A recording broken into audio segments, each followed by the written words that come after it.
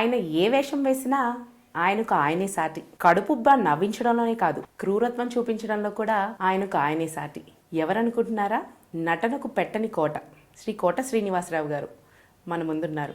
ఆయన్ను నటుడిగా తీర్చిదిద్దిన దర్శకుల గురించి మనకు బోల్డ్ ముచ్చట్లు చెప్పడానికి సిద్ధంగా ఉన్నారు. మరెందుకు ఆలస్యం, పదండి.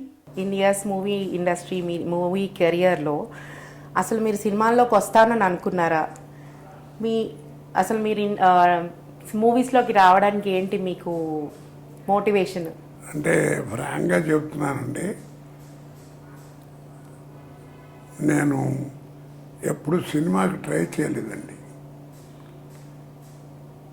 నేను నిజంగా చెప్తున్నాను, నేను ఎప్పుడు సినిమాకి ట్రై చేయలే. ఎందుకంటే నేను 1958 నుంచి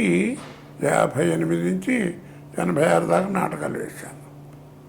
ఇంట్లో అన్నం కూడా పెట్టేవారు కాదు, మావిడ నాతో మాట్లాడేది కాదు కొన్నాళ్ళు. ఏంటంటే రోజు రాత్రి 2 నాటకాలు వేసి 1 గంట 2ంటికి రావడం.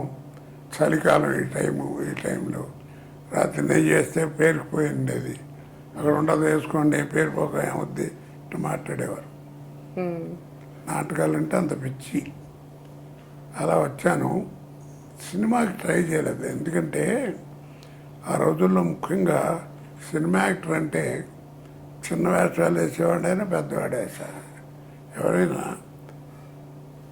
పొడుగు ఉండాలి, ఎంత ముక్కు ఉండాలి, ఎర్రగా ఉండాలి, క్రాఫ్ ఎలా ఉండాలి, ఇంత హైట్ ఉండాలి అనేటువంటిది కొన్ని రిస్ట్రిక్షన్స్ ఉంటాయి. అందుకనే ఎవరైనా సినిమా యాక్టర్ ఎవరైనా చిన్న వేషాలు వేసేవాళ్ళు, ఇప్పుడు జగ్గారావు లాంటి వారు ఉన్నారు, ఆయన లాంటి వారు వచ్చినా కానీ జనం ఆగబడిపోయారు. ఎందుకంటే అప్పుడు సినిమా స్టూడియోలో ఉండే అట్టు తీసేవారు ఏంటి తెలియదు. వీళ్ళు కూడా బయటలాగా ఆర్టిస్ట్ లాగా బిహేవ్ చేసేవారు. అందువల్ల ఏంటంటే నేను ఇప్పుడు ఇన్నేళ్ళు మొహాన్ని రంగు కొట్టుకుని చేసి కొంచెం నలుపు విరిగాను. అప్పట్లో బాగా నల్లగా ఉండేవాడిని. సరే ఈ మొహం వేసుకుని మనం ఎప్పుడన్నా ఏదైనా సినిమా వేషం కోసం డైరెక్టర్ దగ్గరికి వెళ్ళామనుకోండి, ఎప్పుడన్నా నీ మొహం సినిమాలో నా అద్దంలో చూసుకున్నాం అంటాడని అదొక భయం. అంటే ఆ రిస్ట్రిక్షన్స్ ఉండే అప్పుడు పర్సనాలిటీస్ గురించి, వారి గురించి.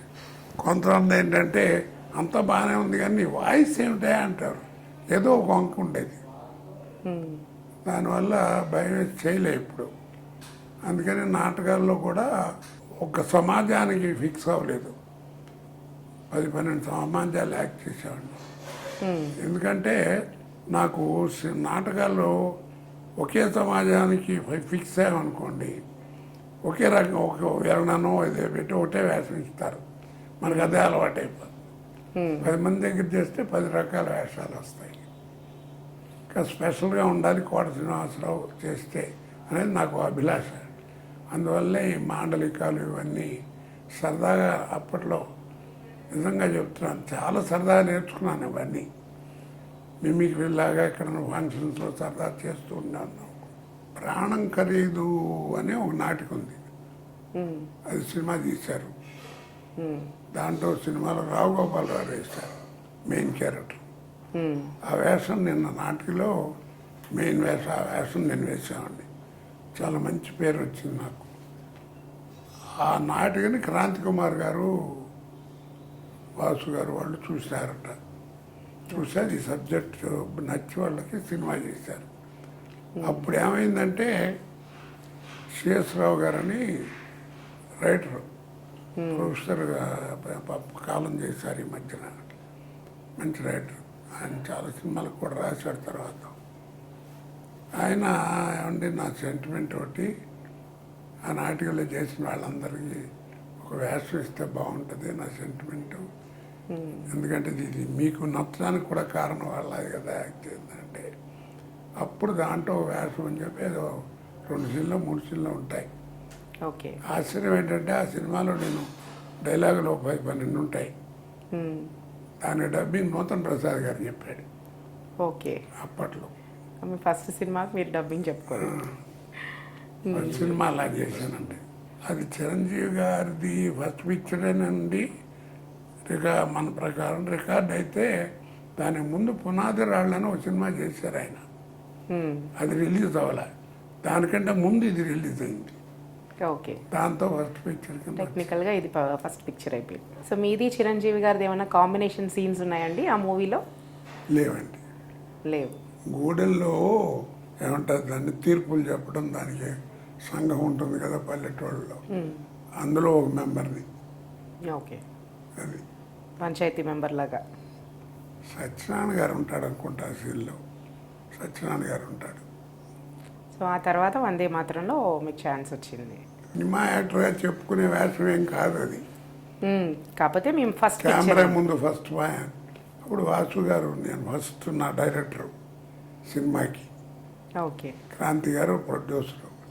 ఫస్ట్ వాసు గారికి, క్రాంతి గారికి నమస్కారం చేసి వెళ్ళి కెమెరా ముందు కూర్చున్నా. ఓకే. రాజమండ్రి దగ్గర ఒక పల్లెటూరులో తీశారు.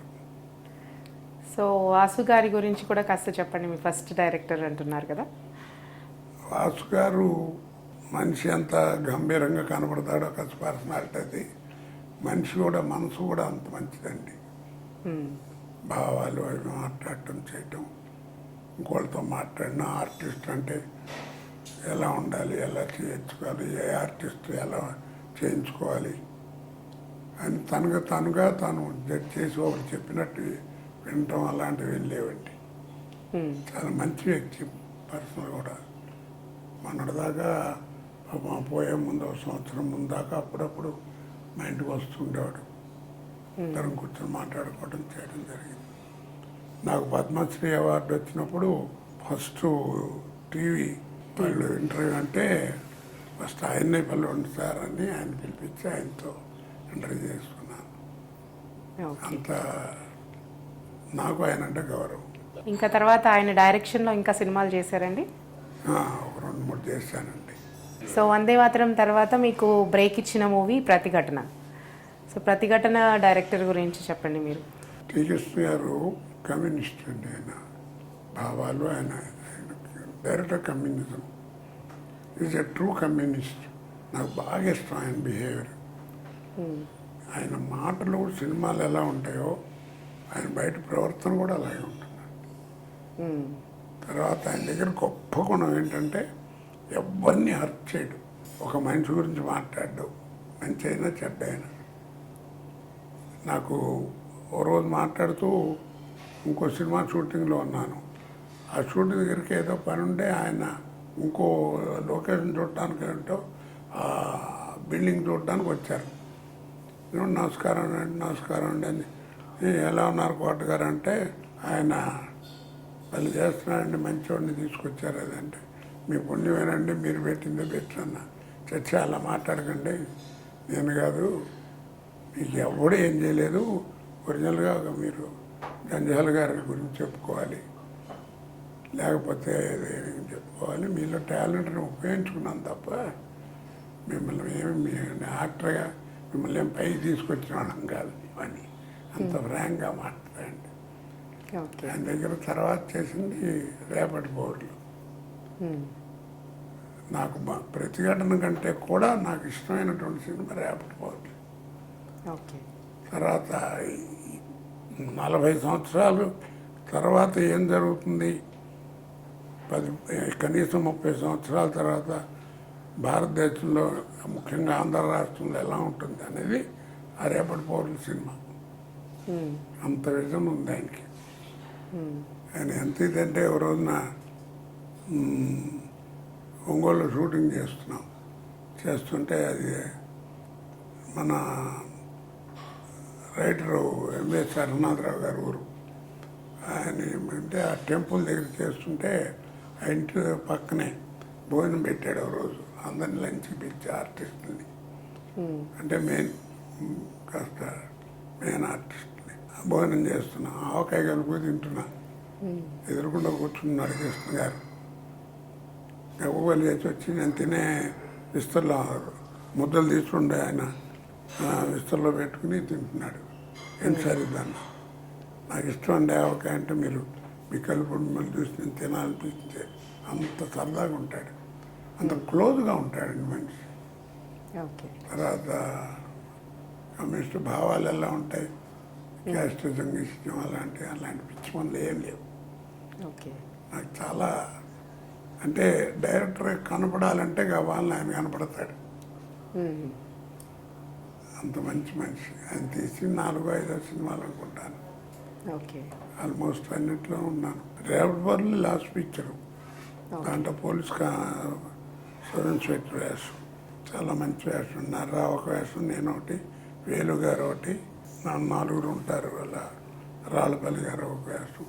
ఇప్పుడు మీరు నాటకాల నుంచి మూవీస్లోకి వచ్చిన తర్వాత ఆ ట్రాన్సిషన్ పీరియడ్ ఎలా ఉండింది మీకు? అంటే మీరు చదువుకుంటూ సరదాగా నాటకాలు చేస్తూ ఉండేవాళ్ళు ఇంట్రెస్ట్ కొద్ది.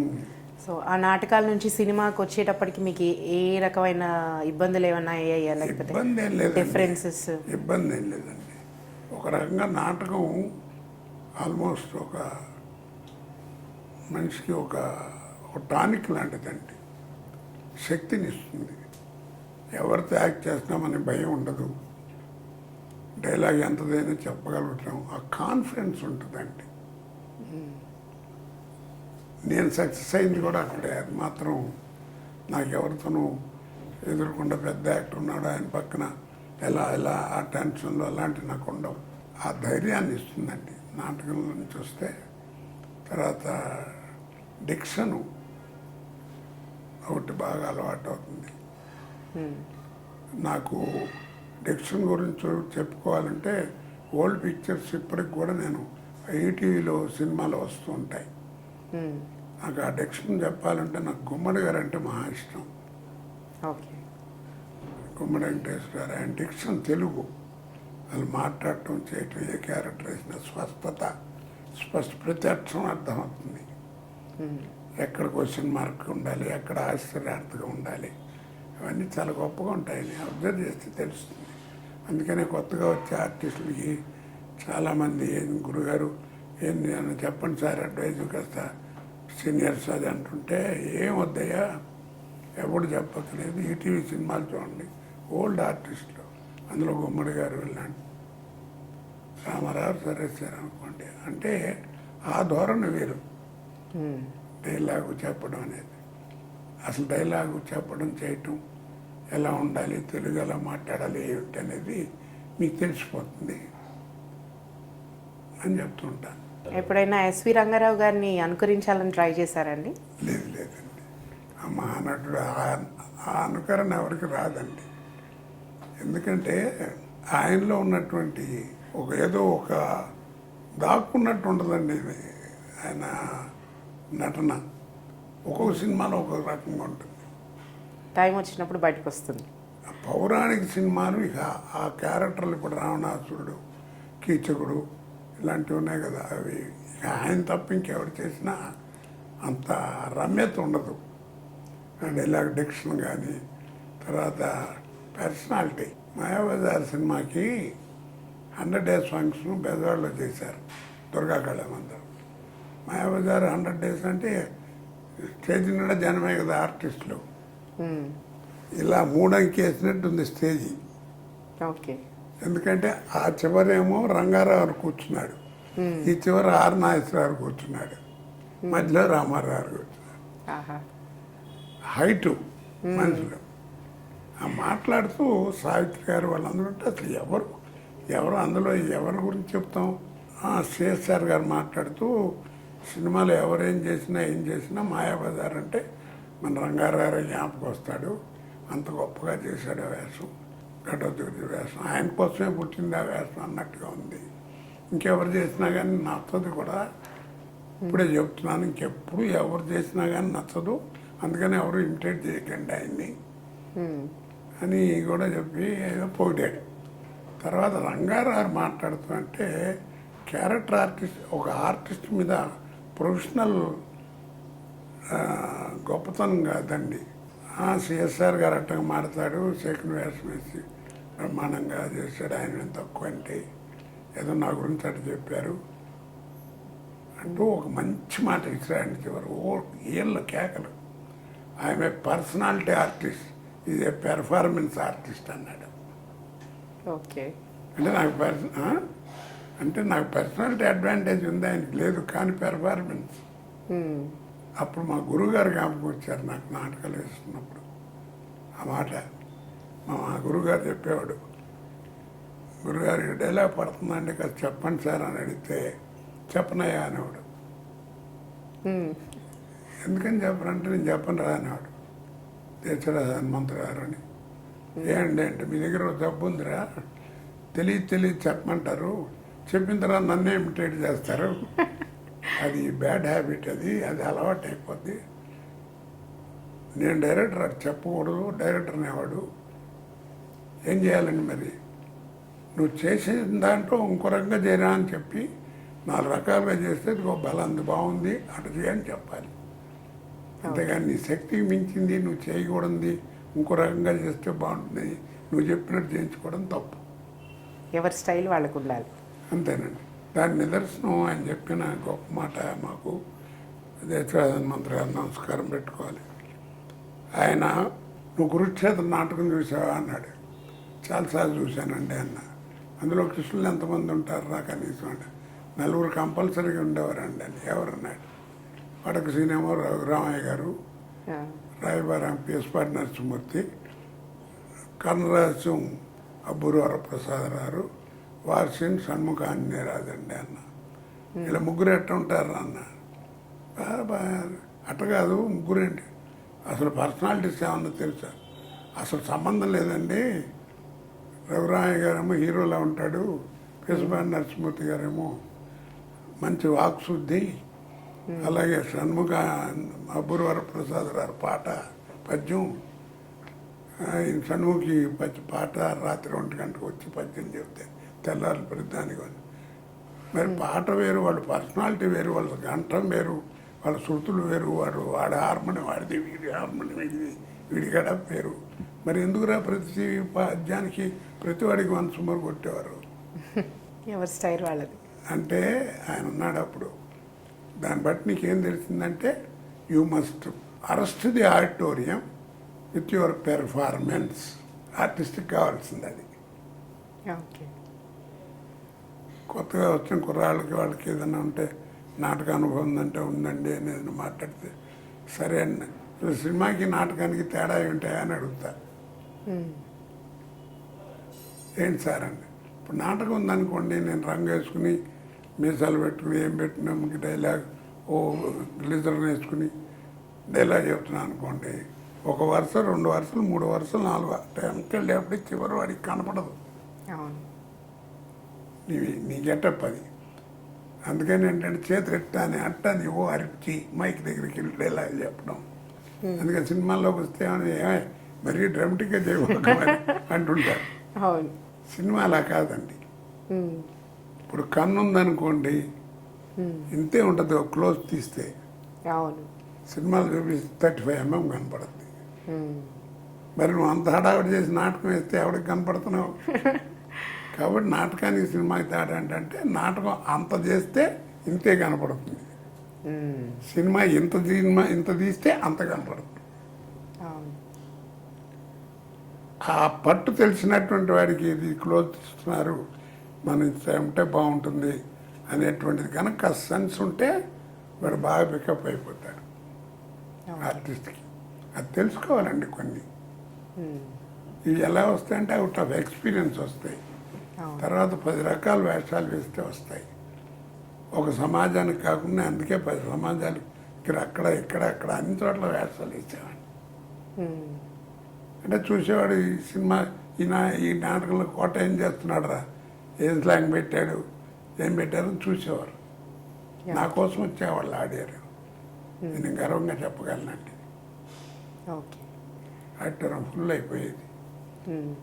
పరిషత్ నాటకాలు కడితే కోట నాటకం ఉందంటే నాటికి కానీ ఆ రోజు హౌస్ఫుల్ కింద ఎక్కి ఆర్టిస్టులే వచ్చారు వాళ్ళు మంది. అది నేను చేసుకున్న పూర్వజన్మ సుకృతం, గొప్పతనం, నా విద్య నేర్పిన గురువులు గొప్పతనం, జన్మనిచ్చిన తల్లిదండ్రులు గొప్పతనం. అది కొంత నటుడు అవ్వాలంటే బేసిక్గా కూడా కొంత ఉండాలండి. తర్వాత నా ప్రకారం ఏంటంటే నటుడు అనేవాడికి హాస్యం తెలియని వాడు నటుడు కాదు. నవ్వుకోవటం కాదు, చేయటం. అంటే మనం నవ్వకుండా నవ్వించగలగాలి.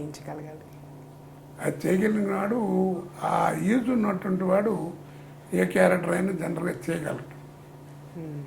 రాళ్ళపల్లి గారు చూడండి, అలాగే రామలింగయ్య గారు కానీ ఇంకా చెప్తున్నాను, అలా పాత వాళ్ళని తీసుకుంటే. అహనా పెళ్ళంట మూవీ అనుకోగానే గుర్తొచ్చేది మీ క్యారెక్టరే. సో ఇప్పుడు ప్రతిఘటనలో ఒక విలన్ క్యారెక్టర్ చేసి ఇమీడియట్గా ఇలా కామెడియన్గా చేయడము, అసలు ఆ ఛాన్స్ ఎలా వచ్చింది మీకు? ఒక ఆర్టిస్ట్కి ఎవరికైనా సరే అలాంటి వేషాలు దొరకటం అనేది చాలా అదృష్టం ఉండాలండి. ఏనాడో పుణ్యం ఉండాలి, చేసి పుట్టిన ఉండాలి, లేదా అలాంటి వేషాలు దొరకవు. ఇప్పుడు ప్రతిఘటన తీసుకోండి, దాంట్లో కాసే వేషం, లుక్ ఏమో మనకి రోషే గారిలా ఉంటుంది, డైలాగ్ ఏమో అంజయ్ గారిలా ఉంటుంది. ఇవాళ మన హైదరాబాద్కి రైలు గాడీలో పోయేందుకు పైసలు ఉన్న ప్రతి ఒడు పాలిటిక్స్ గురించి మాట్లాడుతాడు. అసలు పాలిటిక్స్ అంటే ఏంటని అడిగినాం అనుకోండి, ఆడ హైదరాబాద్లో ఉండే హోటల్ పేరు చెప్తాడు. మరి ఇసంటి దమాకు లేని వాళ్ళందరూ నా తానికి వచ్చి నాకు సీటు కావాలి, నాకు సీటు కావాలి అని చంపక తింటారు. మరి నేనేం చేయాలా? అంతానన్న సత్తా చూసి, అంతానన్న పైసలు చూసి సెలెక్ట్ చేయాలి. గా రెండు ఉన్నోడెవడు ఈ ఖాళీగాడు, అందుకని సెలెక్ట్ చేశాను. అంటే అవతల ఆయన గాంధీవాది, రౌడీలకి అది ఇవ్వటం నాకు ఇష్టం లేదని అంటాడు. ఇంకో పెద్ద ఆయన, ఆ సీట్ నీకు ఇవ్వలేదనే కదా ఓళ్ళు పెడుతున్నావు, నువ్వా పెద్దోళ్ళు అయిపోతాయి, లటక్కని తెచ్చినావు అనుకో, ఏం చేయాలి? మీరు ఎలక్షన్ పెట్టాలి. ఎవడు పడతాడా ఈ పరిస్థితిని అంతా? చూడండి, అంత జ్ఞాపకం ఉందంటే శ్రీకృష్ణ గారు ఎంత ఇది. ఆ తెలంగాణ స్లాంగ్కి ఇన్స్పిరేషన్ ఏంటండి? అది ఎవరు నేర్పించారో, లేకపోతే అసలు కాన్సెప్ట్ నేర్చుకోవడం అంతేనండి. నాటకాలు వేసేటప్పుడే రకరకాలుగా, అంటే కోట శ్రీనివాసరావు చేస్తే ఏదో వెరైటీ ఉంటుంది అని అనుకోవాలని నాటకాల్లోనే అనిపిస్తుండేది నాకు. ఓకే. అందుకని కళ్ళు కాంపౌండ్ల దగ్గరికి వెళ్ళి కూర్చునేవాడిని. చెప్టీలు అనేవారు, ఓకే, చిన్నది సీసాలు పోసి ఇచ్చేవారు. ఆ రోజుల్లో 80 పైసలు అది. పక్కన 4 సోడాలు కూడి సోడాలు పెట్టి తాగుతారు దాంట్లో. అది ఊరికి ఒకటి ఆర్డర్ ఇచ్చి అట్టు పెట్టి కూర్చునేవాడిని తాగకుండా.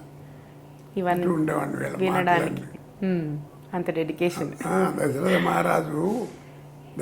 మహారాజుకి 3 పెండ్లములు అయ్యి, మరి 3 పెండ్లములు ఉండగానే గిన్నెళ్ళే పెళ్ళిలే కానీ పిల్లలు వెళ్తలే. అప్పుడు పరేషాన్ అయిపోయింది దశరథ మహారాజు. ఏం చేసిండు? ఇంగళం దేవుడు యజ్ఞం చేసిండు. ఇంగళం అంటే అగ్ని.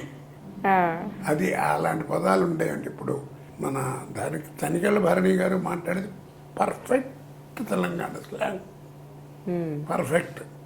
కానీ మన నాకెందుకు పేరు వచ్చిందంటే, నా డైలాగులు ఏంటంటే ఎంటర్టైన్మెంట్ ఉంటుంది. డైలాగ్ వింటుంటే నాకు వస్తూ ఉంటుంది, అది వచ్చింది, నాకు అది ఇష్టం. ఫిల్మ్ క్యారెక్టర్లో కూడా నవ్వుకోవాలి నా డైలాగ్ విని. సో స్క్రిప్ట్లో మీరు ఏమైనా చేంజెస్ చేసుకునేవాళ్ళండి అలా ఆ యూనిక్నెస్ ఉండడానికి? అవి చెప్పాలంటే చాలా ఉంటాయండి, డైలాగుల్లోను వాటిల్లోను. మీరు నమ్మరు, ఇప్పుడు ఈ వేషాలు ఇన్ని ఉన్న కనపడుతున్నాయి. ఒక్క వేషం కూడా నాకు ఒక రోజు ముందు పిలిచి చెప్పిన వాళ్ళు లేరు. నేను నమ్మని నమ్మకపోండి. షూటింగ్ మొదటి రోజు వెళ్ళటం, డైరెక్టర్ పక్కన కూర్చోబెట్టి ముందు ఒక అరగంట, కోటగారు ఇదండి క్యారెక్టరు, నేను ఇలా అనుకుంటున్నాను, మీరు ఏదైనా సరదాగా మీకు ఏదైనా పెట్టదలుచుకుని పెట్టండి బాగుంటుంది అని ఖాళీ వదిలేవాడు. ఓకే. ఏదైనా కావాలని వస్తే ఇందాక మాట్లాడుతూ నువ్వు ఆ ముసలోను అయిపోతాయి, లటక్కని తెచ్చినావు, అది అట్లాంటి పదాలు పడితే నవ్వుకుంటుంటారు. మనం ఏదైనా ఇంకొక మాండలికం మాట్లాడినప్పుడు ఎంటర్టైన్మెంట్ ఉండాలండి, ఉంటే బాగుంటుంది. ఏదైనా ఏ డైలాగ్ ఏ సినిమా అయినా సరే. మరి దానికి ప్రత్యేకంగా ఎంత మన మండలాధీశుడి మనలాంటి, ఇప్పుడు మీరు అడిగింది ఏంటిది, ఏం సినిమా? ఆహనా పెళ్ళ. ఆహనా పెళ్ళ అంట. మరి చూడండి ఎంత డిఫరెన్స్ ఉంటుంది క్యారెక్టర్లో. అదే ఆ సినిమాకి యాక్చువల్గా ఓ రోజు ఎయిర్పోర్ట్లో కూర్చున్నా, అనుకోకుండా రామానాయుడు గారు వచ్చి కూర్చున్నాడు ఎదురుకుండా. ఫ్లైట్ ఏదో 15 గంట 20 నిమిషాలు లేటు. ఆయన కూర్చున్నాడు, మెడ్రాస్ వెళ్తున్నాం. నన్ను నమస్కారం అండి అన్న. కొట్టరా ఎట్రా భలే గమ్మత్తు దొరికారు, రా నీ నూరేళ్ళు వేసా ఇప్పుడే నీ గురించి ఫైనల్ చేసి వస్తున్నా బయలుదేరాను అర్ధరాత్రి. ఏం సార్ అంటే సినిమా ఒకటి సెలెక్ట్ అయ్యి జంజాల్ గారు చేస్తున్నాడు, దాంట్లో ఒక క్యారెక్టర్ ఉందయ్యా, ఆ క్యారెక్టర్ పండితే సినిమా పండుద్ది, నేనేమో గోపాలరావుతో వేయిద్దామని నా పట్టుదల. జంజాల్ గారు వద్దండి, ఆయన వద్దంటే వద్దన్నాడు. ఏంటి కోపం ఏదంటే, కాదండి ఆయన ఆర్టిస్ట్ కాదని కాదు, మహానుభావుడు పెద్ద యాక్టర్ అది కాదు, ఆయన కాస్త ఎర్రగా బుర్రగా ఉంటాడు, ఎంత నువ్వు మేకప్ చేసినా ఆ లేమితనం లేఖితనం పిచ్చితనం ఆ ఫేస్లో కనపడదండి, ఎంత మేకప్ చేసినా నా మాట వినండి, అంతకంటే ఏం లేదని 20 రోజులు డిస్కస్ చేశారట. మరి ఎవరితో చేర్చుకోండి, నేను కోట శ్రీనివాసరావుతో చేర్చుకుంటాను అన్నట్టు. ఆడవాడే అంటే అదే ప్రెసిడెంట్లో వచ్చినవాడండి. ఆడిదే నీకు నేను చేయించుకుంటాను సార్ అన్నట్ట. సరే కానీ ఏదో చెప్పింది కూడా జెన్యున్గా ఉందిలే గోపాలరావు గురించి అని. సరే నేను ఎప్పుడే నీ గురించి ఫైనల్ చేసి వస్తున్నాం అయ్యా, ఒక 20 రోజుల పైన కావాల్సి వద్దా సినిమాకి, మా వాళ్ళు ఎవరో వస్తారు కదా జాగ్రత్తగా డేట్లు చేసుకో, చాలా మంచి వేషం, ఆ వేషం పడిందంటే సినిమా పడినట్టే లెక్క అన్నాడు. అది అనుకోకుండా అట్ట వచ్చిందండి వేషం. అది నాకు నాయుడు గారి ద్వారా తెలుసు. తర్వాత గొప్ప విశేషం ఏంటంటే ఆ సినిమాకి ఫ్లోర్ కట్టారు ఇక్కడ స్టూడియోలో, ఓకే, కట్టించి స్టూడియో ఓపెన్ ఫ్లోర్ కట్టారండి. ఆ ఫ్లోర్ ఓపెనింగ్ అప్పుడు నేదులమిల్లి జనార్దన్ రెడ్డి గారు సీఎం, ఆయన ఓపెనింగ్. ఆయన రావడం ఒక అరగంట లేట్ అయింది, ఏదో అందరు ఉన్నారు. గోపాలరావు వీళ్ళందరూ చాలామంది వచ్చారు, ఆర్టిస్టులు పెద్ద పెద్ద వాళ్ళు అందరూ. హైదరాబాద్లో స్టూడియో కట్టి ఫ్లోర్ ఓపెన్ చేయటువంటి మాటలు కాదు కదా. అందరూ నాయుడు గారి మీద ఉండే గౌరవంతో వచ్చారు. కరెక్ట్గా ఆయన రిబ్బన్ కట్ చేయబోతుంటే, ఆ కోట ఎక్కడ పిలవండి అన్నాడు నాయుడు గారు. ఇక్కడే ఉన్నాను సార్ అన్న, కొంచెం దూరంగా ఉన్నాను. ఎట్లా అక్కడ నుంచి ఉంటే ఎట్ట, నువ్వు లేకపోతే ఎట్టా అన్నాడు. నేను ఆయన జనార్దన్ రెడ్డి గారు చూసి, ఇతన వీడి పక్కన కూడా ఉంటాడండి, ఎప్పుడు తమిళ్ తింటూ మాకు సరదాగా ఉంటుంది, ఎప్పుడు చూసిన వాళ్ళ సినిమా కూడా అనిపిస్తాను. వాడు లేడా ఈ సినిమాలో అన్నాడు. వాడు లేడండి, ఆయన లేడు. ఈయనేంటండి ఏంటన్నా, ఏం లేదండి ఈ ఫ్లోర్ కోట శ్రీనివాసరావుదే అన్నాడు నాయుడు గారు. మహానుభావుడు ఎక్కడ ఉన్నాడు, అదేంటండి అని. తర్వాత రిబ్బన్ కట్ అయింది, అయిపోయిన తర్వాత ఏంటి సార్ అంటే ఆయనకి చెప్తున్నాడు ఈయన, నేను అహనా పెళ్ళి అంటే ఒక సినిమా తీశానండి, 32 లక్షల్లో సినిమా తీశాను,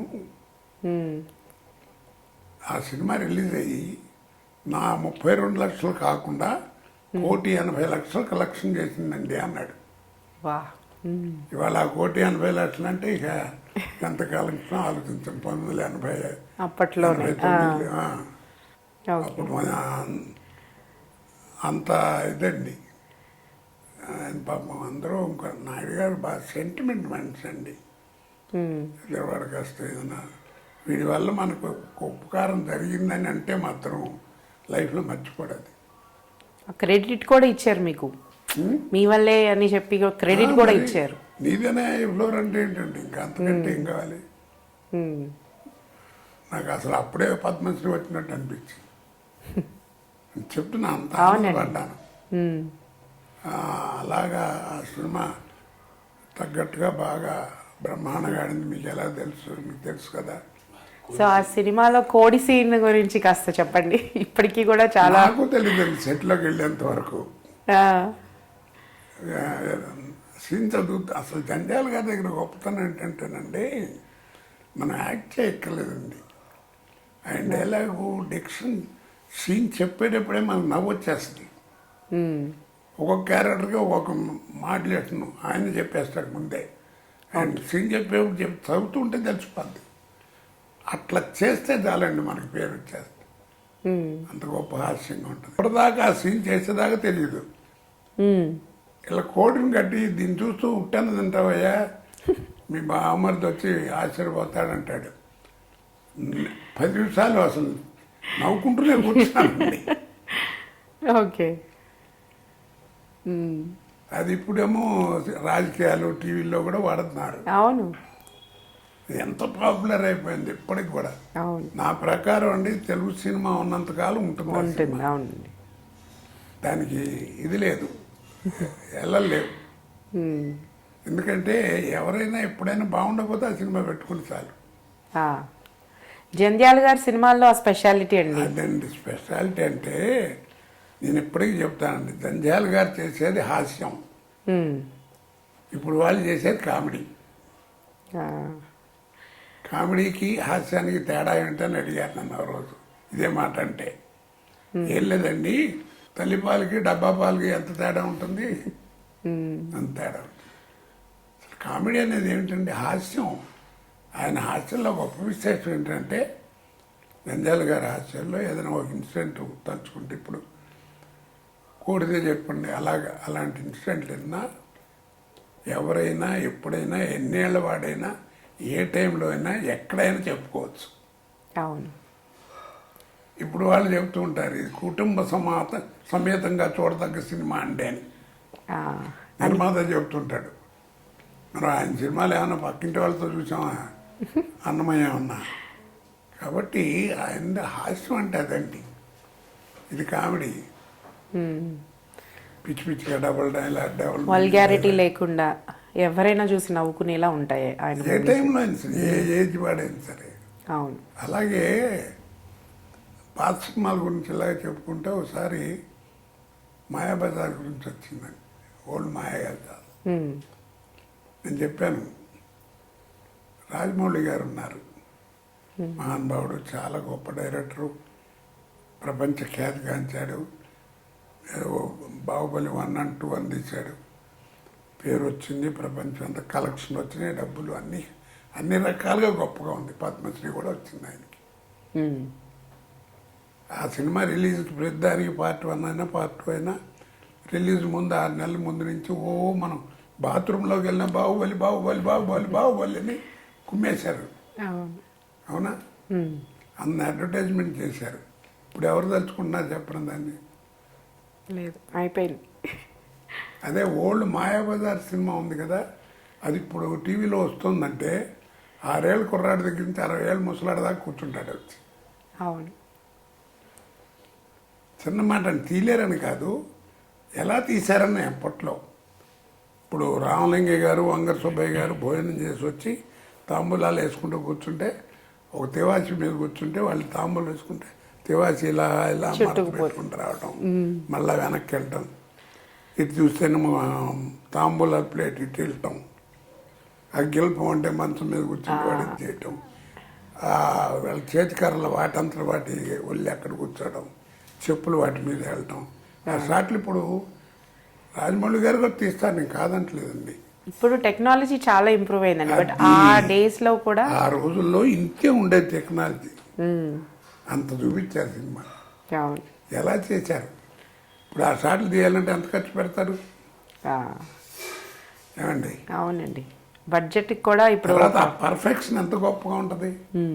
ఇప్పుడు అలాంటి షాట్లు ఏమన్నా చూస్తున్నారు అనుకోండి, మా మనవాడు చూస్తే గ్రాఫిక్స్ కాదా అంటాడు, అంత లైట్ అయిపోయింది. అవును. ఆ రోజుల్లో ఏముందండి చెప్పండి నిజంగా? ఏమీ లేదు నిజంగా, అది చాలా. ఆ షాట్లు తీయాలంటే ఎంత కష్టం. అందుకే కదండి ఓల్డ్ ఈజ్ గోల్డ్ అన్నారు అన్నాడు అవతరాడు. పిచ్చివాడా, ఓల్డ్ ఈజ్ గోల్డ్ కాదయ్యా, మీరు ఇంకా అసలు జ్ఞాపకం ఉంచుకోవాల్సింది ఇంకోటి ఉంది. ఓల్డ్ ఈజ్ గోల్డ్ కాదు, gold never become old. Very right. అవునండి. Never become old. పాత బంగారం అనే అంటారు. అంతే, పాత బంగారానికి వాల్యూ కూడా ఎక్కువ ఇంకా. అదండి సినిమా అంటే, ఆ రోజుల్లో పుట్టింది అది సినిమా. అందుకే ఇప్పటికీ కూడా కదండి సినిమా అంటే మూడే ఆయన చెప్పారు, జంజాలు అనేవారు. సినిమా అంటే ఏం లేదా, మూడే మాటలు, ఒకటే ఒక్క మాట ఏంటంటే మేక్ బిలీవ్, అంతే. సినిమా అంటే మేక్ బిలీవ్, నమ్మించడం. కొట్టకుండా కొట్టాడు అనిపించాలి, ఏడవకుండా ఏడిపించాలి, నవ్వకుండా నవ్వించాలి, అది సినిమా. నమ్మించడం.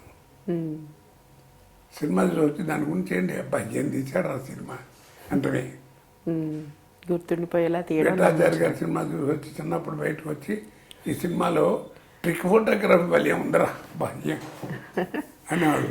అసలు ఏమిటో ఎవరికి తెలియదు, అది స్టూడియోలోనే ఎందుకు పెట్టారండి, ఆ ప్రైవసీగా తీయటం కోసం. ఇప్పుడు బజార్న పడిపోయింది సినిమా. అవును. ఎవడి ఉద్యోగం ఏంటంటే వాడికి తెలీదు, ఏమీ తెలీదు. ఎవరి పని ఏమిటి అనేది కూడా తెలియదు. డైరెక్షన్ డిపార్ట్మెంట్లో ఉంటారు. ఆ ల్యాప్టాప్ ఒకటి సంకలో వేసుకుని దాంట్లో నోట్ చేసి పెట్టి కూర్చుంటారు.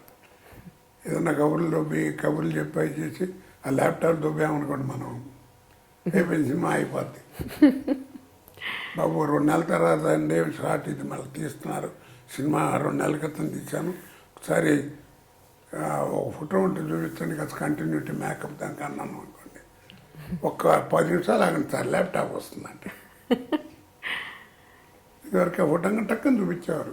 స్టిల్ ఫోటోగ్రాఫర్ దగ్గర ఉండేది ఆల్బమ్, అది మెయింటైన్ చేసి. ఒక మూవీకి పెద్ద పెద్ద ఆల్బమ్స్ కూడా ఉండేవి. ఆల్బమ్ ఉండేదండి. అందుకని ఆల్బమ్ ఎవరికి చూపించేవారు కాదు. అంటే అది చాలా స్పెషల్ పీపుల్కే ఉండేది యాక్సెస్ కూడా. ప్రైవసీ. అవును. ఓ రోజు నాకు ఇండస్ట్రీకి వచ్చిన కొత్తలో మేకప్లో ఉన్నాను, షూటింగ్ జరుగుతుంటే ఎవరో వచ్చి ఫ్యాన్స్ లాంటి వచ్చి ఫోటో దిగుతా ఉన్నాడు. దిగండి అన్న. ఇందులో ప్రొడ్యూసర్ గారు కేకలేశాడు, మీరు గెటప్ ఇవ్వకండి ఫోటో అన్నాడు. ఏంటన్నాడు, ఆ గెటప్లో ఉన్నప్పుడు ఫోటోలు ఇవ్వకండి అన్నాడు. నేను కష్టపడి పెట్టించుకుని మేముతో వేషం వేయించుకుంటున్నానండి.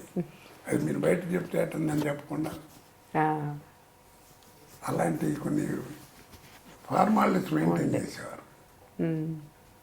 అవి నేను గుమ్మడి గారి దగ్గర నేర్చుకున్నాను ఒకప్పుడు. ఇలా ఉండాలి, ఇలా ఉంటుంది ఇక్కడ అని. ఆయనకి నేనంటే చాలా. ఓ రోజు విజయనగరం గారి డైరెక్షన్ ఒక షాట్ చేసి వెంటనే ఒక సీన్ చేసి ఫ్లైట్కి వెళ్ళిపోవాలి. కాల్ షీట్ ఆ రోజు డేట్ వాళ్ళు కాదు, పొద్దున్నే 7ంటికి పెట్టారు. 9ంటికి దాకా చేసి వెళ్ళిపోవాలి. అప్పుడు ఇప్పటిలాగా ఎయిర్పోర్ట్లో అంత స్ట్రిక్ట్ కాదు కదా.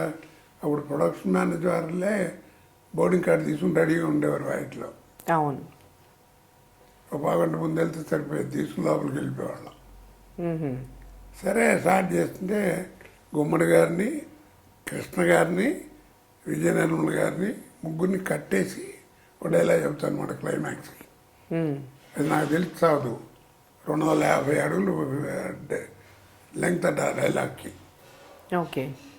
ఇచ్చారు, డైలాగ్ చెప్పాను, అందరూ అయిపోయింది. తొందరగా వచ్చి ముళ్ళు ఇప్పోయా అన్నాడు. ఏంటి సార్, నేను మళ్ళీ కోట వెళ్ళిపోతాడు, ముందు ఇప్పు అన్నాడు. వీటి గుట్లు ఇప్పారు, అది కట్టిప్పారు. ఆ తాడు పెట్టి పేర్లు కొట్టాడు. అయ్యో, ఎక్కడున్నావు 5 నాళ్ళు నువ్వు ఇండస్ట్రీకి రాకుండా అని. దుంప దగ్గర ఏంటే నాగభూషణాన్ని చూస్తాం, అలా కాదు నీ దగ్గర నీలో నాగభూషణం ఉన్నాడు.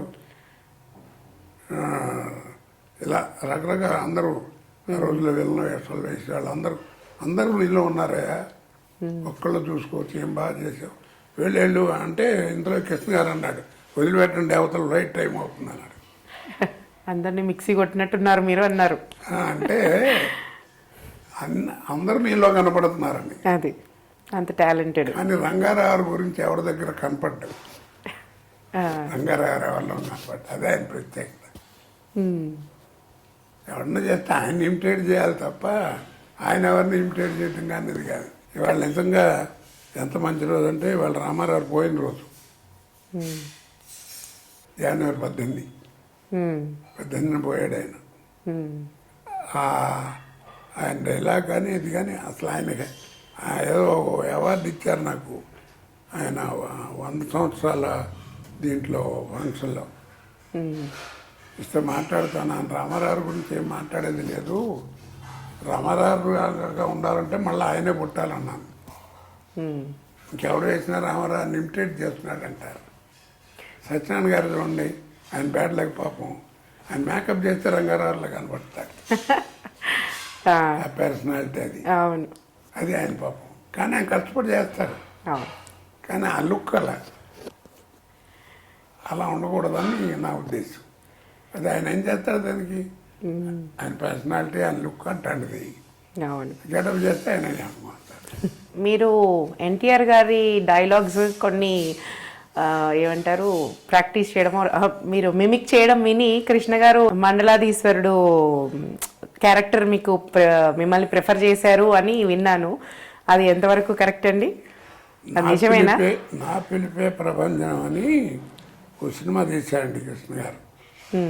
అది రామారావు మీదే, సత్యనారాయణ గారు వేశారు రామారావు వేషం. నూతన ప్రసాద్ ఏమో చంద్రబాబు నాయుడు వేషం వేశారు. నేనేమో భూతాల రాజధాని ఉండేవాడు ఆయన దగ్గర, మంత్రాలు గింత్రాలు చదువుతూ ఆ వేషం ఇచ్చారు. నాకు తెలియదు ఆకోవాలి అప్పటికి మనకి ఇది కొత్త ఇండస్ట్రీ. నేను వెళ్ళటం తర్వాత ఏంటంటే ఏదో వేషాలు ఇచ్చేసే మన వేషం ఇచ్చింది మనం చేయటం తప్ప మనకి గొడవ ఉండేది కాదు. ఇంకో రకంగా చెప్పాలంటే గొప్ప చెప్పడం కాదు, టైం కూడా ఉండేది కాదు. గంటలు రోజుకి 20 గంటలు పనిచేసామండి. 38 ఇయర్స్ పనిచేసాను అలాగే. ఒక్కొక్క రోజు 3 స్టేట్లో పనిచేసేవాడిని. పొద్దున హైదరాబాద్, మధ్యాహ్నం చెన్నై, రాత్రి బెంగళూరు. మరి తెల్లారుజామున ఫ్లైట్కి వచ్చి హైదరాబాద్ ఎయిర్పోర్ట్లోనే స్నానం చేసి మళ్ళీ మేకప్ చేసుకుని ఇక్కడ వచ్చామండి. అలా కొన్ని రోజులు చేశాను. అలా చెప్తున్నా, మనిషికి అన్నిటికంటే గొప్ప విశేషం మీకైనా నాకైనా ఏ వృత్తిలో ఉన్నవాడికైనా భగవంతుడు ఒక టైం ఇస్తాడు. ఆ టైంలో నువ్వేం చేసినా బాగుంటుంది. ఆ టైంలోనే మనం జాగ్రత్తగా ఉండాలి.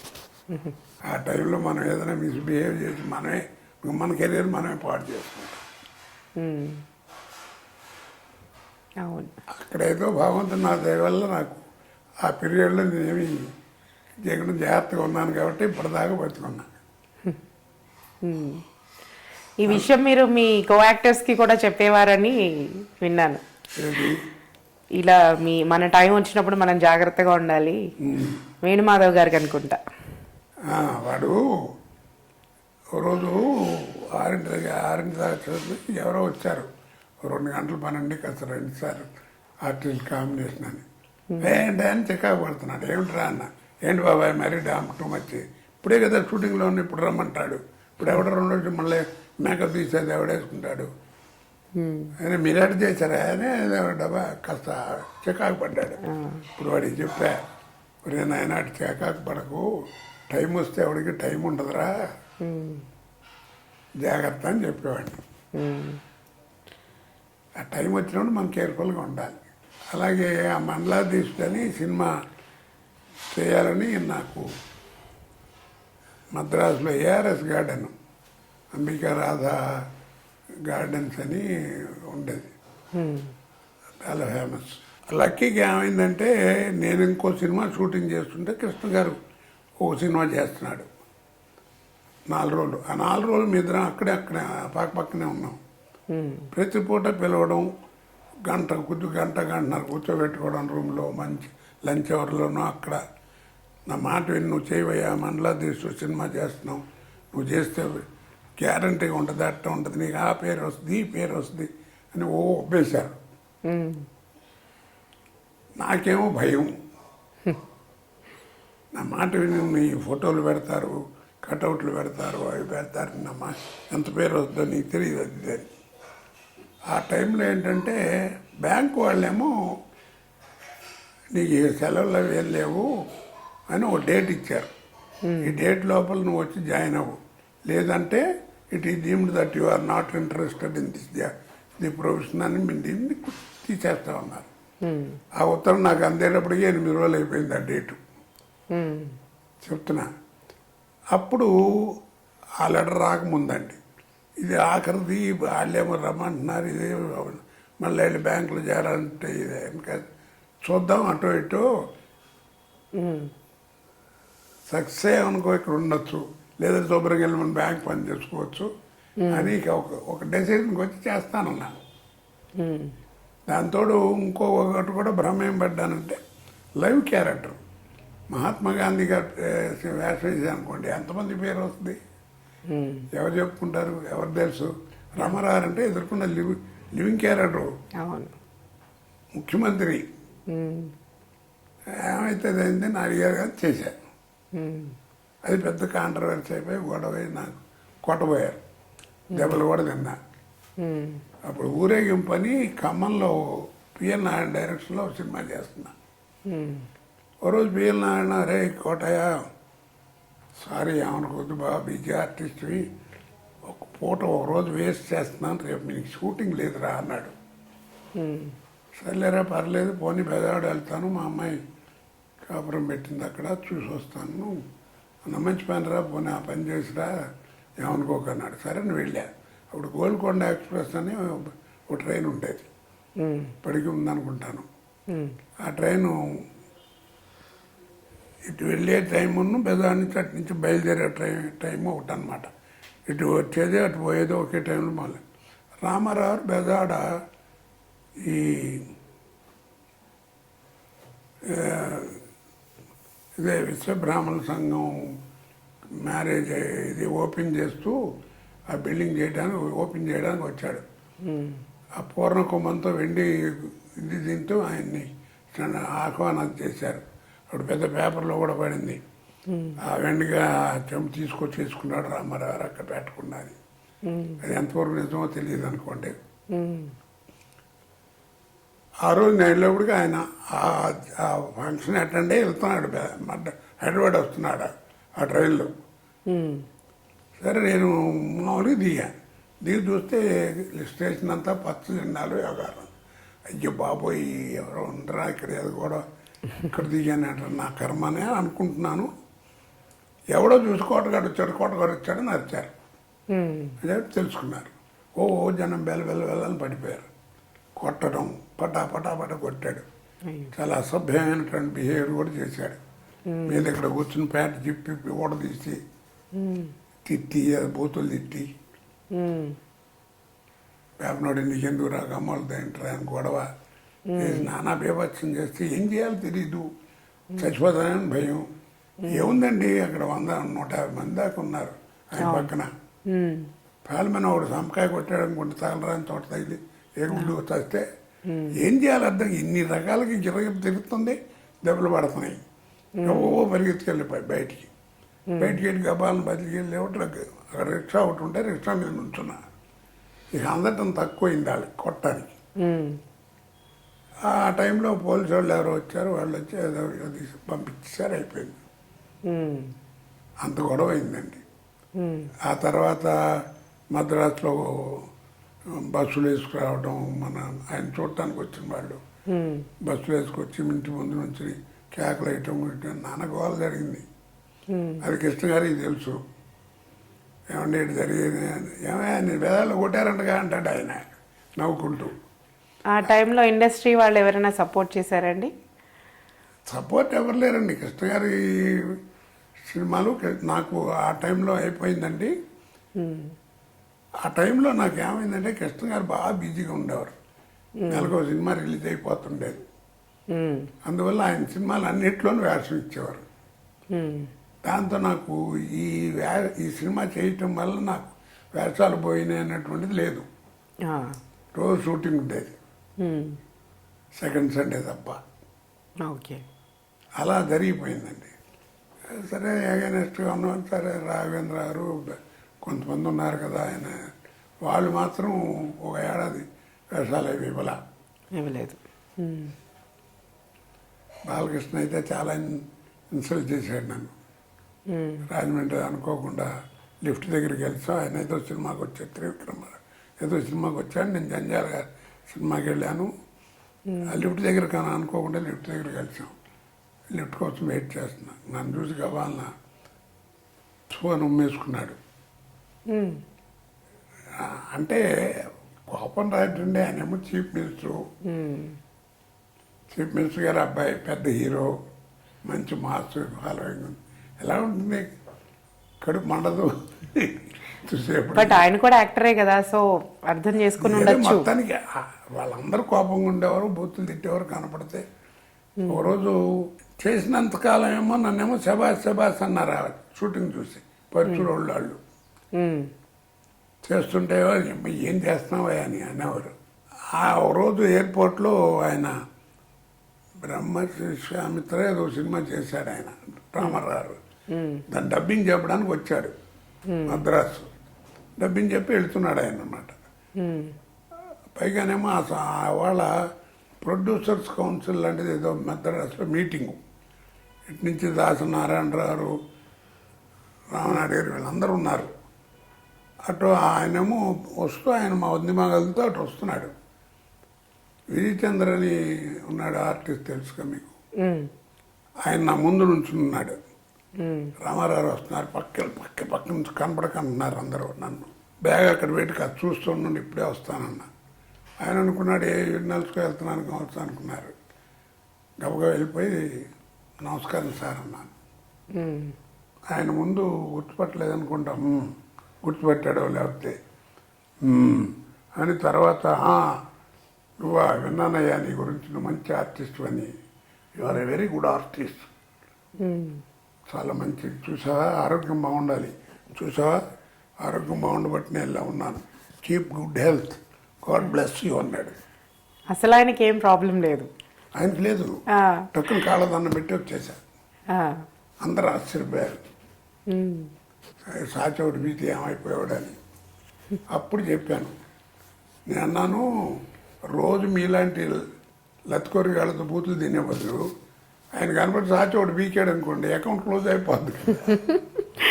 మీకు భయం పోతుంది. ఇంకా భయం కాదు, ఇంకెవడు మాట్లాడు, అది చెప్పుకుంటారు. రామారావుని వెళ్ళి కలిసి నమస్కారం పెట్టా అంటే ఆయన సాచి కొట్టా అని చెప్పుకునేవారు తప్ప ఎందుకు వేసాడు ఎలా ఇవి ఉండవు కదా. అవును, అకౌంట్ క్లోజ్ అయిపోద్ది. 1 సంవత్సరం పాటు అలా జరిగిందండి. ఎవరు వేషాలు ఇవ్వకపోవటం అంటే చెప్పాను కదా, కృష్ణ గారితో దాంతో ఆయనతో ఎక్కువ సినిమాలు ఉండేవి. మీకు తెలియలేదు, ఈయనతో చేస్తూ తెలియలేదు నాకు. అలాగా ఆ సినిమా అయిన తర్వాత అహనా పెళ్ళి అంట దేవరాయ అంజాల్లో జరిగింది ఒక ఇంట్లో. ఆ ఇంటి ఓనర్ గారు తెలుగుదేశం ప్రెసిడెంట్ అంట.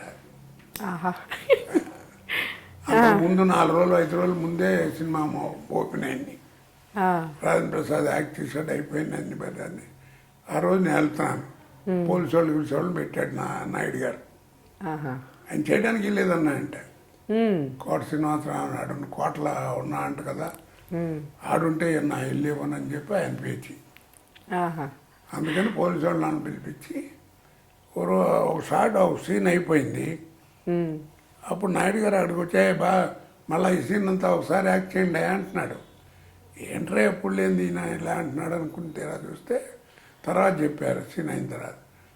ఇది ఇంట్లో అందరూ ఇవ్వనన్నాడు. నేను చెప్పాను అలాంటి సినిమా ఏం కాదండి, ఇది మామూలుది వేరుగా ఉండదంటే ఆయన చూపించాను. సాటిస్ఫై అయ్యాడు, సరే చేసుకోమన్నాడు. ఆయన భయపడ్డాడు, మళ్ళీ ఇలాంటి సినిమా నా ఇంట్లో తీస్తే నాకు ప్రాబ్లం అవుతుంది. ఆయన ప్రాబ్లం అని కోపం, అభిమాని కదా. పైగానేమో పార్టీకి ప్రెసిడెంట్, ఊరుకోలేకపోతే ఏదో మండలానికి ఏదో ఉండేవిగా. ఆయనతో ఆయనే అలౌ చేశాడంటే అలా నాకు కోపం కదా, భయం, ఎవరైనా అనుకుంటారని. అలా గమ్మత్తు ఆ సినిమా. అప్పుడు రాజేంద్ర ప్రసాద్ కూడా కోపం వచ్చింది. నేను ఉన్నప్పుడేమో పోలీసు వాళ్ళు ఎవరు లేరు, ఆడెవడో వస్తున్నాడని ఒక యాక్టర్ పోలీసుగా పెట్టారు అది ఇది అని. తర్వాత తెలుసుకుని అతను సారీ అండి నాకు తెలియదు ఈ గొడవ అంతా అని. సో అహనా పెళ్ళంట క్యారెక్టర్ గురించి అసలు ఫస్ట్ చెప్పినప్పుడు మీకు ఏమనిపించింది? నాకు అలవాటండి క్యారెక్టర్ గురించి ఏమనుకోను. క్యారెక్టర్ చెప్పగానే ఒక మంచి క్యారెక్టర్ దొరికింది అనే ఉద్దేశంతో చేయటమే తప్ప అమ్మో ఇదేమిట్రా థ్రిల్లు అది ఇదని చెప్పాను కదా ఇందాక. ఆ కోడి కట్టేసి సీనియర్స్ నేను అది చేసేంతవరకు నాకు తెలియదు, అసలు మొదలెట్టేంతవరకు. ఆయన ఇన్సిడెంట్ చెప్పంగానే 10-15 నిమిషాలు నవ్వుకుంటూ కూర్చున్నాను కూడా. చేయలేకపోయాను, నవ్వు వస్తే ఎదుర్కొన్నా ఎలాడిచ్చారు ఎదుర్కొండా కూర్చున్నాను. డబ్బింగ్ జానకే అది అంటారు ఆవిడ్ని, డబ్బింగ్ ఆవిడ wife character Rajani heroine. Rajendra Prasad గారితో కూడా మీరు చాలా మూవీస్ చేశారు. అవునండి. సో ఆయనది మీ రిలేషన్ గురించి? రిలేషన్ ఏముందండి, మామ అంటుంటాడు. ఏమైనా మర్చిపోలేని సంఘటనలు? మర్చిపోలేని ఏముందండి, ఇలాగే పర్సనల్గా అంటే బాగా ఫ్రెండ్లీ. నాతో నాకేం పెద్ద ఆయనతో నాకేం ఇబ్బంది లేదు. సో ఈవీవి సత్యనారాయణ గారి డైరెక్షన్లో మీరు చేసిన మూవీస్ ఆ అనుభవాలు చెప్పండి. చాలామంది పెద్ద డైరెక్టర్లు అంతా, రాఘవేంద్ర గారు, విశ్వనాథ్ గారు, తర్వాత నారాయణరావు గారు, దాసనారాయణరావు గారు, ఎస్వి కృష్ణారెడ్డి గారు, చాలామంది మహానుభావులు, చాలా కోడి రామకృష్ణ గారు, కోదండరామరెడ్డి గారు, వీళ్ళందరూ కూడా మంచి మంచి వేషాలు వేయించారండి. కాకపోతే ఈవి సత్యనారాయణ పిండేశాడు. నన్ను ఆర్టిస్ట్గా బాగా పట్టుకున్నాడు అతను. అది చాలా వేషాలు, రకరకాల వేషాలు వేయించాడు. అతను 55 సినిమాలు ఎంతో డైరెక్ట్ చేశాడు. 4-5 లేను నేను, అన్ని సినిమాల్లో ఉన్నాను. మొదటి సినిమా నుంచి ఆఖరి సినిమా దాకా. ఆఖరి సినిమా కత్తికాంతారావు ఓ సినిమా, లాస్ట్ సినిమా. అప్పుడు మా అబ్బాయి పోయి కరెక్ట్గా 21 రోజులు. ఇంటికి వచ్చే రోజున నా మిస్సెస్ వాళ్ళందరూ కూడా ఉన్నాగా, నా మాట విను, ఇంటే కూర్చోక పిచ్చెక్కిపోద్ది నీకు, రా, నా మాట విని నీకోసమే రాసుకున్నాను ఆ వేషం, ఏమైనా సరే నువ్వు వేయాలని చెప్పి, నేను అన్నీ చూసుకుంటాను, జాగ్రత్తగా ఏమనుకోకు, నా కోసం వెయ్యి వేషం, నీ కోసం చెబుతున్నాను అని పాపం తీసుకెళ్ళి పాపం వేషం చేయించాడు. సరే, వేషంలో మనకు అవన్నీ జ్ఞాపకం రావుగా, వెళ్ళిపోయేది సత్యం అయిపోయింది. అన్నిటికంటే రకరకాల వేషాలు వేయించాడండి. ఇప్పుడు మీకు హలో బ్రదర్ ఒకటి, ఆయన డైరెక్షన్లో గొప్ప సినిమా, ఇంట్లో ఇల్లాలు వంటింట్లో ప్రియురాలు, అన్నిటికంటే ఆ సినిమా ఉంది కదండి, ఆమె. ఆ సినిమా చేసిన తర్వాత 1 సంవత్సరం పాటు నాతో ఆడవాళ్ళని ఇంకా చూడటానికి కూడా అసహించుకునేవారండి. సత్యనారాయణ అన్నాడు, అలాంటి వేషం చేయాలని గుండె ధైర్యం ఉండాలి, నువ్వు చేస్తావన్న నమ్మకంతో పెట్టాను నిన్ను అన్నాడు. యముడు మామూలుగా నార్మల్ క్యారెక్టర్ కూడా డ్యూయల్ రోల్, దాంట్లో 2 వేషాలు ఇచ్చాను. విజయశాంతి హీరోయిన్, అలాగా చాలా మంచి మంచి వేషాలు ఇచ్చాయండి. తర్వాత అతనికి నేనంటే అందుకు ఒక విషయంలో ఎందుకు ఇష్టం అంటే, వీళ్ళందరితో తోటి ఆర్టిస్టులతో చెప్పేవాడు కూడా, వాడిని చూసి నేర్చుకుండా గొడ్డులా పనిచేస్తాడు కోట. రాత్రి 2:30 అయింది, డ్రెస్ చేంజ్ అన్నారు. అదే మగరాయేటప్పుడే మామూలు డ్రెస్లోంచి మళ్ళీ ఎముడు డ్రెస్ వేసుకుని రావాలి, ఆ కిరీటం అది పెట్టుకుని మీసాలు అవి పెట్టి, 1 అరగంట పని ఉంటుంది. గబగబా వెళ్ళిపోయి రెడీ అయిపోతున్నా అన్నపూర్ణ స్టూడియోలో. అప్పుడు చెప్పాడు, చూసేవాడు పొద్దున్న 7:30కి వచ్చాడు, పొద్దున్న ఎట్ట యాక్ట్ చేస్తున్నాడు 7:30కి, ఇప్పుడు కూడా వాడు అంత యాక్టివ్ అన్నాడు. గొడ్డయ్యాడు, గొడ్డులో పనిచేస్తాడు ముందాడుకు అని తిట్టేవాడు అందరినీ. చాలామంది పాపం 1 గంట ఆ ప్రాంతాలు ఎవడు వస్తాం గురుగారి నిద్ర వస్తుంది పొద్దున వెళ్ళిపోతారు కదా. పాపం ఎవరికి ఉండే బాధలు వాళ్ళకుంటాయి. అలాగా ఇష్టపడి చేయించేవాడండి వేషాలు. ఓ రోజునైతే చెప్పుకుంటే బాగుండదేమో, చెప్పచ్చు. ఓ రోజు తిట్టాడు నన్ను, అదే అదిరిందల్లుడు సినిమా చేసేప్పుడు కళ్ళు గీసేవాడు వేషం. ఆ కుండగండలు ఎత్తున పెట్టుకుని ఆ డ్రెస్ వేసుకుని వస్తున్నా. మొదటి రోజు పేపర్ పొట్టు గట్ట పుట్టేవా కోట అన్నాడు నన్ను. అదేంటన్నా, పేపర్నోడికి ఎట్ట పుట్టే వేస్తావు, నువ్వు ఏ వేస్తావు ఆ వేస్తావు, అలాగనే ఉంటావు, ఎట్ట సూట్ అవుతావు అని. నాకేం తెలుసండి, మా అమ్మను మా నాన్నగారు అడగాలంటారు అని. బయట మామూలుగా సత్యం సత్యం ఏం కోట అంటాడు, కానీ సెట్లో ఎప్పుడు నేను ఎప్పుడు సత్యం అని పిలిచేవాడిని కదండి, డైరెక్టర్ గారు అనేవాడిని. సభ్యత అతనికి ఒంట్లో బాగాలేదంటే హాస్పిటల్కి వెళ్ళటం, కాస్త హాస్పిటల్లో నైట్ కూర్చోవడం చేయటం బాగా ఇష్టం. అవన్నీ కూడా పర్సనల్గా కూడా కాస్త ఇష్టపడతాడు. ఈవీవి సత్యనారాయణ గారికి మీకు ఇంత క్లోజ్గా ఉన్నారన్నారు కదా, సో ఎలాంటి డిఫరెన్సెస్ రాలేదా మీకు? డిఫరెన్సెస్ అంటే, ఒక సినిమా చేసామండి, అంబికా దర్బార్ బత్తి వాళ్ళది, ఏదో కన్యాదానం ఏదో ఒక సినిమా, కన్యాదానం అనుకుంటా. ఆ సినిమా 100 days ఫంక్షన్ వైస్రాయ్ హోటల్లో పెట్టారు. అందరినీ పిలిచారు, వైశాఖని వ్యాపారస్తులు, ఆయన వ్యాపారి కదా, అందరిని పెట్టారు. మేము ఈవీ సత్యనారాయణ ఫీల్డ్ తీసుకోవడానికి పైకి వెళ్తే ఎవరు లేడు, అందరూ భోజనానికి వెళ్ళారు. భోజనాలకి అంతా సరే మేము తీసుకున్నప్పుడు కూడా ఎవరు లేరు, మేము 10 మంది ఉండి తప్పట్లు కొట్టి చేసి అయిపోయింది. భోజనానికి అంటే భోజనాలు అయిపోయినాయి అన్నారు. అయ్యో. అప్పుడు ఆ రోజున కోపం వచ్చి ఆయన పిలిచి, ఏమయ్యా ఆర్టిస్టులకి భోజనం లేకుండా ఏంటండి ఇది, ఇంతగా కుర్తాను ఎంత కౌంటాడు అయితే మాత్రం ఎర్రగా ఉంటాడు కదా, అందుకనే ఎర్రగా ఉంటాడు, నల్ల పేపర్ నమ్మకూడదు అన్నారు. నేను నల్లగా ఉన్నాను, నన్ను ఎవడు మోసం చేయడు, నేను ఎవరిని మోసం చేయలేదు, నువ్వు చాలా డేంజర్. ఏంటి పని, ఈవి సత్యనారాయణ సినిమా కాబట్టి ఒప్పుకున్నాను, ఊరుకుంటున్నాను, లేకపోతే సాధ్యమండి బీకేమండి అన్నా. అది ఆయన వెళ్ళి సత్యనారాయణకి కమ్మాలను పట్టుకుని తిట్టించాడు. అలా అని అలా రివర్స్ చేసి చెప్పారా. పొద్దున్నే షూటింగ్కి వెళ్ళా. నేటి గాంధీ అనేది రాజశేఖర్తో సినిమా, అది ఆడలేదు అనుకోండి. అదే సరదాగా అక్కడ టైటిల్ పెట్టి అంటే కోట ఏమంటాడని నన్ను సత్యం అడిగాడు. సినిమా రిలీజ్ అయిన తర్వాత కలెక్షన్ లేదు, 2వ రోజు కూడా తీసేద్దాం అనుకున్నారు. ఇంకోట ఏంటి నా సినిమా గురించి అన్నాడు. ఏ సినిమా అంటే అదే నేటి గాంధీ అని. నైట్ గాంధీ అన్నారు అన్న, ఒక నైట్ గాంధీ అని. ఇప్పుడు చాలా మంది ఇప్పుడు సినిమాలు 100 days అనేది లేదు కదా, 3 వారాలు ఆడితే గొప్ప ఆడినట్టు. ఇది 3 వారాల సినిమా 3 వారాల సినిమా అంటుంటారు ఆడకపోయినా కానీ. ఆ 3 వారాలు ఏంటంటే శుక్రవారం రిలీజు, శని ఆది 3 వారాలు ఆడుద్ది. అంతేగాని అది 3 వారాలు ఆడే సినిమాలు కాదు. ఇలా జోకులు వేస్తుంటానని అందరూ అలిగి మరీ నన్ను జోకులు వేయించుకుంటారు. అది వాళ్ళు చాలా ఆనందపడతారు. ఇష్టపడ్డ వాళ్ళు కొంతమంది బ్యాడ్, వీడికి ఏం పని లేదు అనుకునే వాళ్ళు కూడా ఉంటారు. నేనే దాంట్లో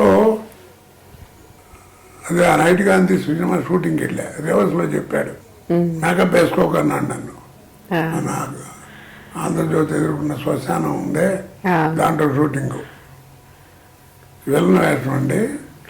శ్మశానం శవం తగలేయడానికి కట్లే పేరుస్తారు కదా, ఆ కట్ల కింద దాక్కుని ఉంటాను అనమాట, పోలీసు వాళ్ళకి తెలియకుండా.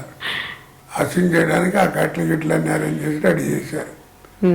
వాళ్ళు చలపతిరావు, తర్వాత భరణి, ఇంకెవరో ఉన్నారు 2-3. ఏ మేకప్ వేసుకోకు తీసిపారంటే నేను కమ్మలు తిట్టాను మమ్మల్ని, వాళ్ళు వెళ్ళిపోద్దని బూతులు తిట్టాడు ఇష్టం వచ్చినట్టు.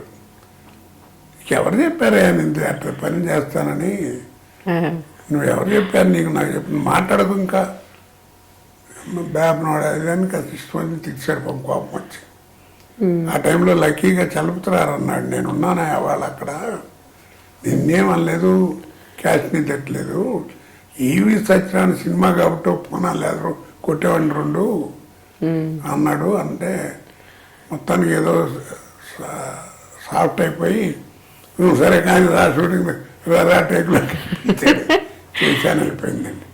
అతనికి కొంచెం గబాన్ వస్తుంది, ఉద్రిక్తత, మంచివాడు, అందుకే నాకు ఇష్టం అతనంటే.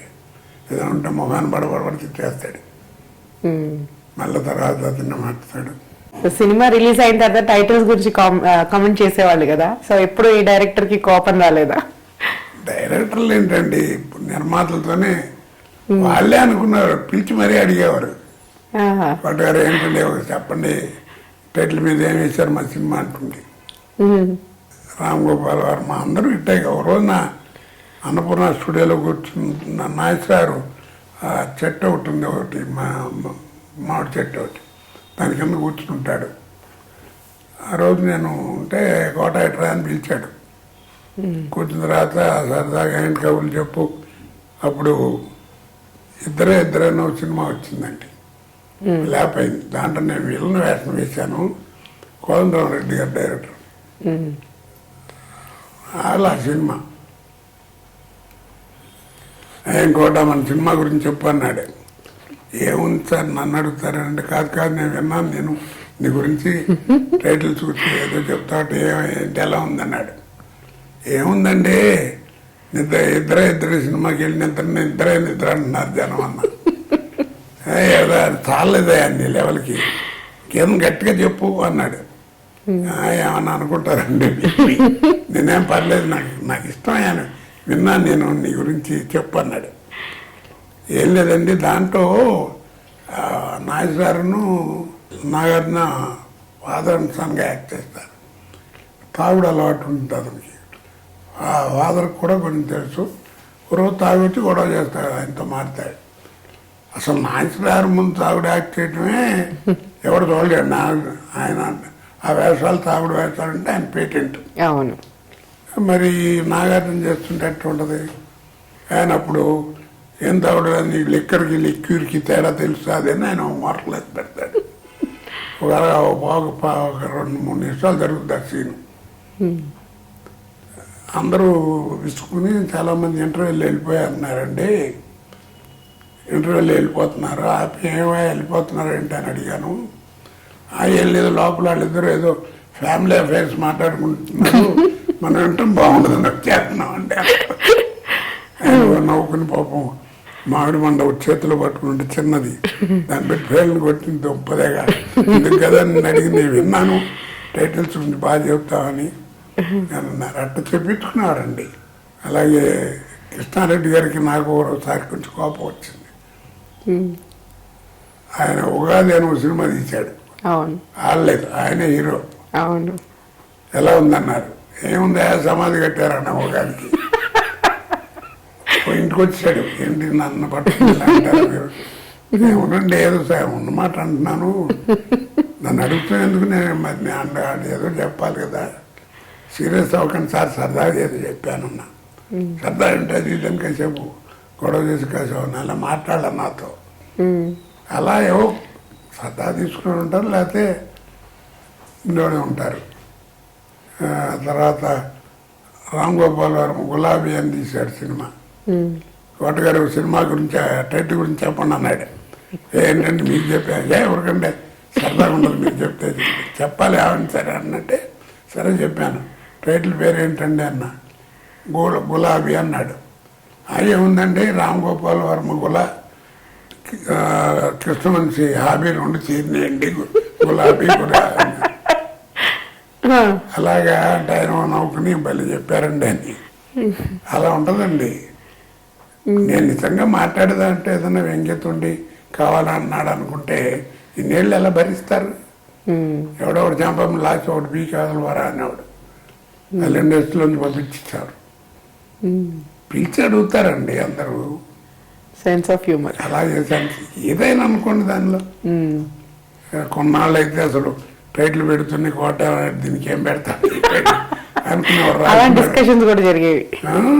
రాసుకునేప్పుడే అనుకునేవారు. అంటే జోక్గా మామిడాకులు అన్నారు. ఏమైందే సినిమా అన్న మామిడాకులే అన్నాడు.